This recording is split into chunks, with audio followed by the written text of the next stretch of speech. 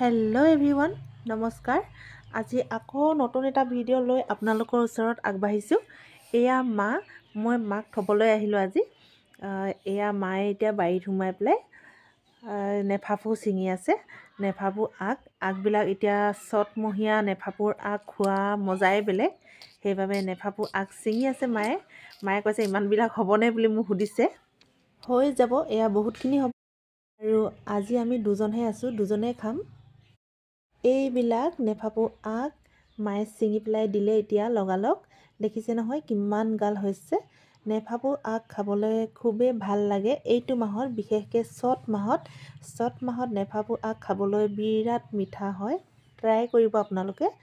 এয়া মই লগত লৈছোঁ গাহৰি মাংসৰ লগতে মই বনাম।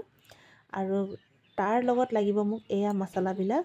পিঁয়াজ লৈছোঁ, আদা নহৰু লৈছোঁ, জলকীয়া 3টা, আলু 2টা আৰু এয়া ধনিয়া ঘৰৰে হয়। আৰু আনফালে কেৰাহীখন গৰম কৰি ল'লোঁ। ইয়াতে মই মিঠাতেল ব্যৱহাৰ কৰিলোঁ। মিঠাতেল ব্যৱহাৰ কৰাৰ পাছত পিঁয়াজবিলাক দি দিলোঁ। যিহেতু কেৰাহী একদম গৰম হৈ গৈছিলে, সেইবাবে মই পিঁয়াজবিলাক দি পেলাই এনেকৈ ভাজি ল'লোঁ আৰু অলপ সময়। এয়া পিঁয়াজবিলাক ফ্ৰাই হৈ গ'ল আৰু লগতে মই গাহৰি মাংসবিলাকো দি দিলোঁ। গাহৰি মাংসবিলাক গৰম পানীয়ে মই ধুই ল'লোঁ দেই, একেবাৰে বইল কৰা নাই বাৰু, গৰম পানী দি পেলাই ধুই লৈছোঁ। আৰু এনেকৈ অকণমান দেৰি ভজাৰ পাছত মই দি দিছোঁ ইয়াতে জলকীয়া 3টা হয়, এটা ছাইডৰ পিনে সোমাই গ'ল। আৰু আলু 2টা হয়। আলুবিলাকো ঘৰৰে আলু, চব ঘৰৰে ব্যৱহাৰ কৰিছোঁ, কিন্তু গাহৰিটো বজাৰৰ পৰা কিনি আনিছোঁ। এয়া অকণমান লৰচৰ কৰাৰ পিছত এনেকৈ ৰাখি দিছোঁ ঢাকন মাৰি। অলপ সময় পাছত দেখাই দিছোঁ। এয়া চাওক এতিয়া এনেকুৱা হৈ আছে। এনেকুৱা হৈ থাকোঁতেই এতিয়া ইয়াতে মই ব্যৱহাৰ কৰিলোঁ নিমখ ব্যৱহাৰ কৰাৰ পাছত আকৌ অকণমান এনেকৈ লৰচৰ কৰি দিলোঁ। এতিয়া আকৌ হালধি দি দিছোঁ। হালধি গুড়ি পাউডাৰটো মই অকণমান দেৰিকৈ দিছোঁ দেই। হালধি গুড়ি অলপ পাছত দি পেলাই এনেকৈ আকৌ লৰচৰ কৰি আছোঁ। ইয়াৰ পাছত চাওক একেবাৰে তেল বহুতখিনি ওলাই গ'ল কেৰাহীত, দেখিছে নহয় তেলবিলাক আপোনালোকে। ইয়াতে মই এতিয়া আদা নহৰুখিনি দি দিলোঁ। আদা নহৰু মই লগালগ দিয়া নাছিলোঁ। আদা নহৰু মই এতিয়াহে দিছোঁ। এতিয়া আকৌ মই ফ্ৰাই কৰি থাকিম, সেইবাবে আদা নহৰুবিলাক মই দেৰিকৈ দিছোঁ। এয়া আদা নহৰু দিয়াও হৈ গ'ল। আকৌ এনেকৈ অলপ সময় মই ভাজি ল'ম আদা নহৰু দিয়াৰ পাছত। কাৰণ আদা নহৰুবিলাক দিওঁতে তেলবিলাক আকৌ কমি যোৱা নিচিনা হৈ যায়, কাৰণ আদা নহৰুবিলাকে তেলটো টানি ধৰে, সেইবাবে অকণমান কমি যোৱা নিচিনা হৈ যায়।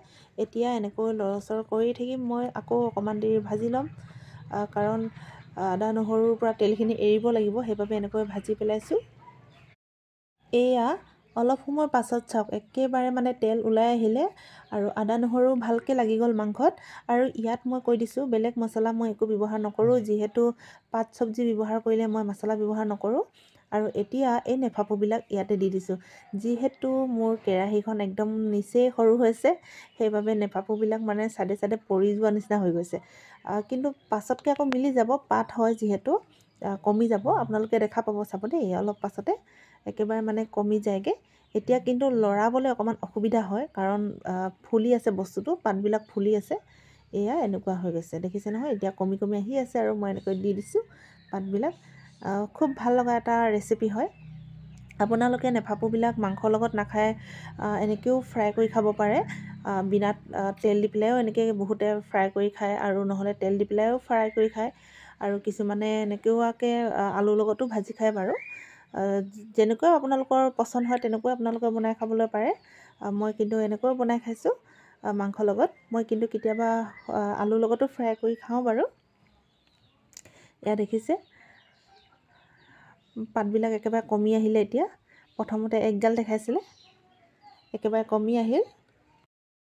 এয়া আকৌ মই আপোনালোকক ঢাকনখন খুলি পেলাই দেখাইছোঁ। প্ৰায় মোৰ সিজি আহিল, নেফাফু মাংস সকলোবিলাক সিজি আহিলে।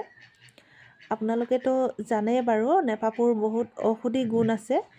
আৰু নেফাফু যিসকল মানুহৰ হাই প্ৰেছাৰ থাকে সিহঁতৰ কাৰণে ৰামবাণ এটা ঔষধ হয়, কাৰণ নেফাফু খাই পেলাই সিহঁতে হাই প্ৰেছাৰ কমাবলৈ পাৰে। সকলোৱে জানে এইটো কথা, মই কোৱাটো এনে কৈ দিছোঁ আৰু, কিন্তু সকলোৱেতো জানেই। এতিয়া আকৌ মই ঢাকন মাৰি ৰাখি দিছোঁ অকণমান দেৰিৰ বাবে। এয়া মোৰ সিজি গ'ল আৰু এতিয়া মই ইয়াত ভাজি থকা কোনো প্ৰয়োজন নাই, কাৰণ চব্জিকণ সিজিবলৈ টাইম নালাগে। মাংসবিলাক অলপ সিজি গ'লেই হ'ল আৰু আলুবিলাক সিজি গ'লেই হ'ল। এতিয়া ওপৰত মই এই ধনিয়া পাতবিলাক এনেকৈ ডাঙৰ ডাঙৰকৈ মোহাৰি পেলাই মই দি দিছোঁ। ধনিয়া পাতবিলাকো ধোৱাই আছিল দেই, মই এনেকৈ দি দিছোঁ ওপৰতে। আৰু মছলাটো মই ব্যৱহাৰ কৰা নাই, কাৰণ মই পাত চব্জি বনালে মছলা ব্যৱহাৰ নকৰোঁ, খাই বেয়া লাগে কাৰণে। আৰু যোৱাকালি যোনটো ৰেচিপি দিছোঁ সেইটোতো মই ব্যৱহাৰ কৰা নাই, আপোনালোকে ন'টিচ কৰি আছে। এতিয়া থালিখনলৈ আপোনালোকে মন কৰক। থালিখনত আজি আছে দালি, আৰু লগততো আপোনালোকক বনোৱাই দেখাই দিলোঁ। এয়া নেফাফু ভাজিখন মাংসৰ লগত বনোৱা। আৰু লগত ল'ম মই কেইটামান চানা ল'ম, ঝাল চানা কেইটামান ল'ম আৰু জলকীয়া। এয়াই আছিল আৰু আজিৰ ভিডিঅ'টো। যদি ভিডিঅ'টো ভাল লাগে তেন্তে লাইক, কমেণ্ট, শ্বেয়াৰ আৰু ছাবস্ক্ৰাইব কৰি দিবলৈ নাপাহৰিব। Bye bye.